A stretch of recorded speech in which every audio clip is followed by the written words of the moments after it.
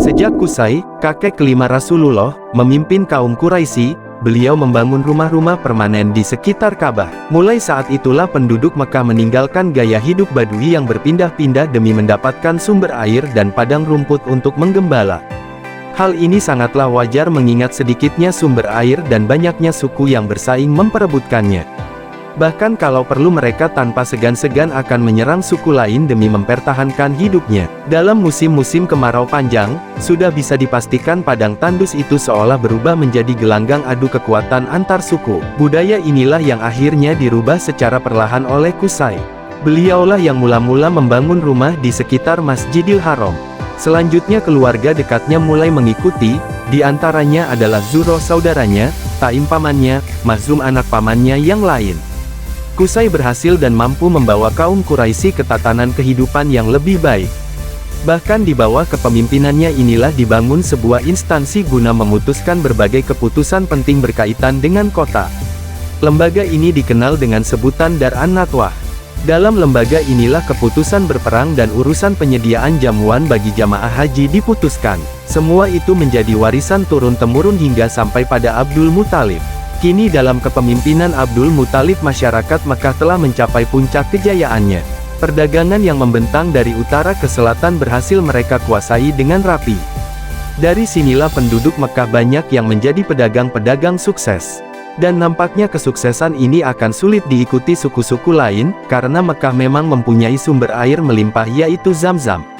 Meskipun buminya tandus, Mekah tidak pernah kekurangan kebutuhan bahan makanan. Madinah yang berada di sebelah utara dan Taif di sebelah selatan merupakan daerah pertanian subur pemasok makanan penduduk Mekah. Untuk itulah beliau selalu menganjurkan masyarakatnya agar jangan sampai merusak hubungan dengan siapapun.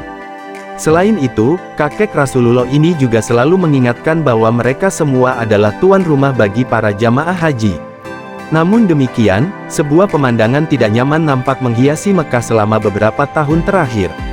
Ekonomi pasar telah membuat mereka terjerembab ke dalam persaingan tidak sehat. Mereka beranggapan bahwa harta benda akan mampu menyelamatkan dari kemiskinan. Yang lebih parah adalah kehidupan agama mereka. Mekah yang memang sangat menghormati keragamaan agama kian tak terkendali. Pada mulanya, maksud hati adalah menghormati para peziarah dengan agama dan sesembahan mereka. Lama-kelamaan peziarah-peziarah itu mulai mengunjungi Mekah dengan membawa patung sesembahan mereka untuk diletakkan di Ka'bah. Walhasil, di Ka'bah ketika itu ada sekitar 360 patung. Hubal yang mereka tempatkan di dalam Ka'bah merupakan patung terbesar dan termulia. Ini belum termasuk patung-patung kecil yang mereka simpan dalam rumah masing-masing. Akibatnya Mekah menjadi sebuah kota pagan, penyembah berhala. Seringnya masyarakat Mekah melakukan perjalanan dagang serta banyaknya pengunjung tanah suci itu membuat agama Ibrahim benar-benar luntur. Pada masa itu, setidaknya masih ada sekitar 4 orang yang menyatakan sebagai pemegang teguh agama Ibrahim. Zaid bin Khattab adalah salah satu dari 4 orang itu. Akibatnya ia dikucilkan di puncak bukit. Ia juga sering menerima ancaman yang membahayakan jiwanya. Tak kuasa menahan semua itu, dia pergi meninggalkan Mekah menuju Mosul. Di luar dugaan, di negeri perantauannya itu ia mendapatkan berita dari pendeta-pendeta setempat bahwa masa kedatangan seorang nabi telah tiba. Nabi terakhir yang menurut mereka akan terlahir di tanah Arab, lah. Akhirnya kembali pulang. Sayang dalam perjalanan pulangnya Zaid meninggal dunia sebelum sempat menemukan nabi yang dikabarkan para pendeta Mosul. Mendengar kematian Zaid, Warakah bin Naufal teman dekat Zaid menuliskan bait-bait untuk mengenangnya. Seperti halnya Zaid, Warakah juga tidak menyembah berhala, lebih condong pada agama Kristen.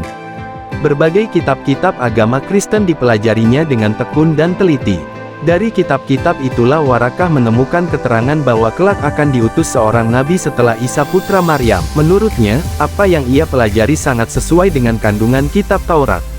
Di sana dikatakan, "Kelak aku akan mengutus seorang nabi yang sama denganmu, Musa, dari saudara mereka, dan akan aku jadikan firmanku di mulutnya, telah berkata dengan setiap hal yang aku perintahkan. Barang siapa yang tidak mentaati perkataannya yang mengatasnamakan aku, maka aku akan menyiksanya. Bunuhlah seseorang yang mengaku sebagai nabi, sombong kepadaku dan berbicara tentang hal-hal yang tidak kuperintahkan dengan mengatasnamakan aku. Dan jika kamu menghendaki untuk membedakan di antara nabi yang benar dan nabi yang palsu, maka tandanya nabi palsu adalah hanya perkataannya saja yang mengatasnamakan Tuhan, padahal Allah tidak berkata kepadanya, maka ia adalah pembohong dan hanya ingin mengagungkan dirinya sendiri. Oleh sebab itu jangan kau takut padanya. Di kalangan umat Kristen maupun Yahudi, janji Tuhan akan datangnya seorang nabi terakhir memang diakui kebenarannya. Dan tentunya menurut mereka nabi itu harus dari bangsa Israel seperti nabi-nabi lain. Karena mereka mengklaim bahwa Israel adalah bangsa pilihan Tuhan. Namun, Waraka tidak menemukan alasan lain jika nabi itu harus terlahir dari selain Arab. Arab yang kini telah merubah wajah sebagai penyembah berhala benar-benar telah jauh dari Allah. Sementara bangsa Israel yang masih menganut Kristen dan Yahudi setidaknya masih lebih dekat terhadap Allah daripada para penyembah berhala-berhala itu.